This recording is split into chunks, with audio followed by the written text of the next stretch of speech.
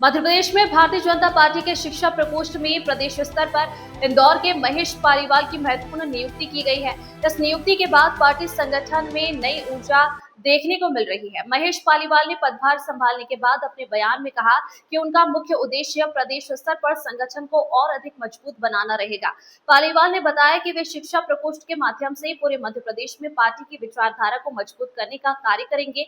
उन्होंने कहा कि जिला और नगर स्तर पर शिक्षा प्रकोष्ठ की कार्यप्रणाली का गठन किया जाएगा, जिसमें संगठन की जड़ों को और मजबूती मिलेगी। उनका मानना है कि शिक्षा से जुड़े वर्गों को पार्टी के साथ जोड़ना समय की आवश्यकता है और इसी दिशा में वे सक्रिय रूप से कार्य करेंगे। उन्होंने ये भी बताया कि उन्हें प्रदेश के वरिष्ठ नेताओं का पूरा सहयोग मिल रहा है, विशेष रूप से पूर्व लोकसभा स्पीकर सुमित्रा महाजन और प्रदेश के वरिष्ठ मंत्री कैलाश विजयवर्गीय सहित अन्य नेताओं का मार्गदर्शन उन्हें लगातार प्राप्त हो रहा है।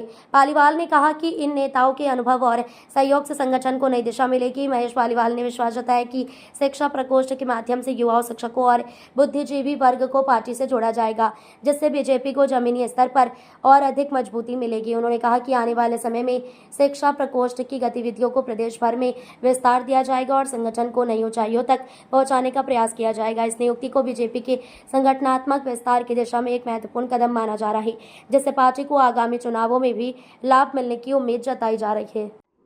जो फोटो लेना है मतलब शिक्षा प्रकोष्ठ में आपको संयोजक मध्य प्रदेश का बनाया गया है, किस तरह से बीजेपी को मजबूत किया जाएगा प्रत्येक क्षेत्र में? जी, मैं भारतीय जनता पार्टी के शीर्ष नेतृत्व का माननीय मुख्यमंत्री मोहन यादव जी का, हमारे जो प्रदेश के अध्यक्ष हैं भारतीय जनता पार्टी के खंडेलवाल जी का बहुत बहुत आभार व्यक्त करना चाहता हूं कि जिन्होंने मुझे इस दायित्व के लिए उपयुक्त समझा है और मुझे इस क्षेत्र में आगे बढ़ाने का उन्होंने प्रयास करा। उनको बहुत बहुत आभार, धन्यवाद। मतलब इंदौर में कई वरिष्ठ नेता हैं, किस तरह से आप इन सबको साथ में लेकर आगे बढ़ेंगे? जैसे कि मुझे पूर्व में भी मैंने बताया कि मुझे सुमित्रा महाजन जी का, माननीय मोगे जी का, माननीय कैलाश विजयवर्गीय जी का, बाबू सिंह रघुवंशी जी का, माननीय दादा का, और हमारे सभी वरिष्ठ जो नेता हैं महापौर में रहे हमारे, मुझे मोगे जी का और सत्तन जी का आशीर्वाद मिला हुआ, गोपी भैया का आशीर्वाद मिला हुआ, इन सब का आशीर्वाद से ही मुझे ये दायित्व मिला है और मैं इस दायित्व को पूर्ण तरह निर्वहन करूंगा, ऐसी मैं अपेक्षा करता हूं। मुझे सभी वरिष्ठों का आशीर्वाद प्राप्त है और मैं सबसे आशीर्वाद लेके आया भी हूं। सबने मुझे शुभकामनाएं भी दी है।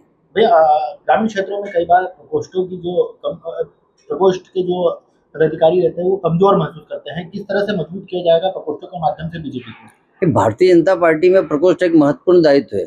जैसा कि हमारे पूर्व के भी सभी जो पदाधिकारी रहे उन्होंने बहुत अच्छा काम करा, उसी काम को मैं आगे बढ़ाऊंगा और भारतीय जनता पार्टी की विचारधारा शिक्षकों के बीच में किस तरीके से ले जानी, इसकी योजना पूरे मेरे दिमाग में, और मैं प्रदेश अध्यक्ष जी से लगातार उनके गाइड में रहता रहूंगा और ऐसे काम को आगे बढ़ाऊंगा। मैं इस जो दायित्व मिला है मुझे शिक्षा प्रकोष्ठ का, मैं ये ग्रामीण क्षेत्रों में भी और शहरी क्षेत्रों में भी इसको नीचे तक ले जाऊंगा और हमारी विचारधारा से युवाओं को जोड़ने का और शिक्षकों को जोड़ने का ऐसा मैं प्रयास करता रहूंगा विभिन्न माध्यमों से। वैसे कई बार देखने में आता है कि प्रकोष्ठों में जो जिम्मेदारियां मिलती है वह किसी नेता के माध्यम से या इस तरह से मिलती है। पहली बार शिक्षा से जुड़े हुए व्यक्ति को शिक्षा प्रकोष्ठ की जवाबदारी मिली है, कितना लाभकारी सिद्ध हो गया?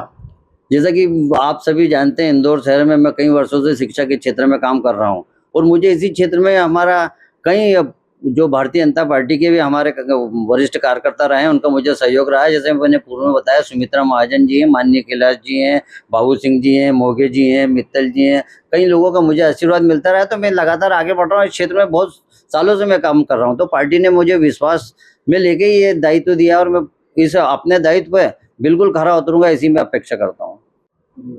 वैसे कांग्रेस के नेता लोग प्रदेश अध्यक्ष जीतू पटवारी सहित अन्य नेताओं के द्वारा लगातार बीजेपी को घेरा जा रहा है नारी शक्ति बिल को लेकर, इसको लेकर आप क्या कहना चाहेंगे?